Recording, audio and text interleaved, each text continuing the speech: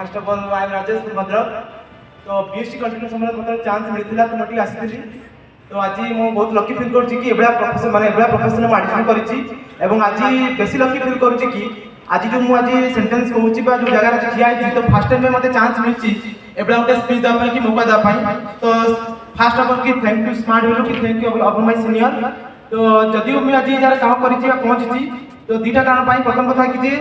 जदि मो सीनियर मो पाखे न था कि मतलब गाइडलाइन मैंने मतलब ठीक गाइड न करते तो से जगह मैं पहुँच पार न था बाकी लगे जब प्रोफेशन प्रोफेशन जब मतलब मिल न था शायद मो जगह पहुँच न था तो ये पहुँचा पछार कारण गोटे या कि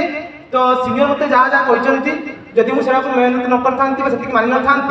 शायद मो जगह के पहुँच पार न था तो मुझे कहबी कि जो आज जो जगह पहुँच पार्टी तो केवल मो नुहे कम समस्त करते जो जगह गले कम करवा कि एठू टीम वर्क जो कोऑपरेशन था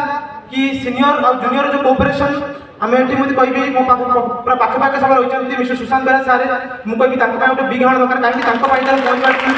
और सेकेंड कहबी जो सीनियर